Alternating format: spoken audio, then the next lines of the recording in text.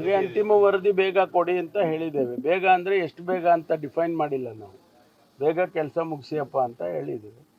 ಅದು ಅವರ ಇನ್ವೆಸ್ಟಿಗೇಷನ್ನಲ್ಲಿ ನಾವು ಹಿಂಗೆ ಮಾಡಿ ಹಾಗೆ ಮಾಡಿ ಹೇಳಕ್ಕೆ ಬರೋದಿಲ್ಲ. ಬೇಗ ಮುಗಿಸ್ಕೊಡಿ ಅಂತ ಹೇಳಿದ್ದೇವೆ. ಈ ತಿಂಗಳಲ್ಲಿ ಬರ್ಬೋದಾ ಸರ್? ಇನ್ನು FSL ವರದಿನೂ ಕೂಡ ಬಂದಿಲ್ಲ, ಅದು 1.5 ತಿಂಗಳಾಯಿತು. ಆಗ್ತಾ ಇದೆ. ನಾವು ಅನಾಲಿಸಿಸು ಒಂದಷ್ಟು ಈಗ DNA ಮಾಡಬೇಕು, ಅಥವಾ ಒಂದಷ್ಟು ಕೆಮಿಕಲ್ ಅನಾಲಿಸಿಸ್ ಮಾಡಬೇಕು, ಅಥವಾ ಬೇರೆ ಬೇರೆ ಅನಾಲಿಸಿಸ್ಸು ಅವೆಲ್ಲ ಮಾಡುವಾಗ ಒಂದಷ್ಟು ಸಮಯ ಹಿಡಿಯುತ್ತೆ. ಅದನ್ನು ಫೋರ್ಸ್ ಮಾಡೋಕ್ಕಾಗೋದಿಲ್ಲ. ಈಗ DNA ಅನಾಲಿಸಿಸ್ ನೀವು ಈಗಲೇ ಹೇಳ್ಬಿಡಿ ಅಂದರೆ ಹೇಳೋಕ್ಕಾಗುತ್ತಾ?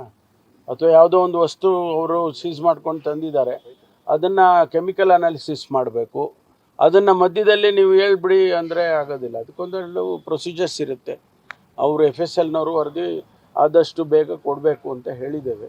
ಅಂದರೆ ಪ್ರಯಾರಿಟಿ 10 ಸ್ಯಾಂಪಲ್ ಇದ್ದರೆ ಇದನ್ನು ಮೊದಲು ತಗೊಳ್ಳಬೇಕು ಅನ್ನಂಗೆ ಆ ಥರ ಮಾಡಿ ಕೊಡ್ತಾರೆ. ಅದೇ ವಿಚಾರವಾಗಿ DL ಸಂತೋಷ್ ಅವರು ಹುಲಿಗೆ ರಕ್ತದ ರುಚಿ ಅಂಟ್ಬಿಟ್ಟಿದೆ, ಧರ್ಮಸ್ಥಳಕ್ಕೆ ಇದು ನಿಲ್ಲೋದಿಲ್ಲ, ಬೇರೆ ಬೇರೆ ದೇವಸ್ಥಾನಗಳಿಗೂ ಕೂಡ ಇದು ಎಕ್ಸ್ಟೆನ್ಷನ್ ಆಗುತ್ತೆ. ಅದು ಯಾರು ಗೊತ್ತಿಲ್ಲ, ನನಗೆ ಗಮನಿಸಿಲ್ಲ. ಕೆಲವರು ಟಾರ್ಗೆಟ್ ಮಾಡಿದ್ದಾರೆ. ಗಮನಿಸಿಲ್ಲ ಅಂದರೆ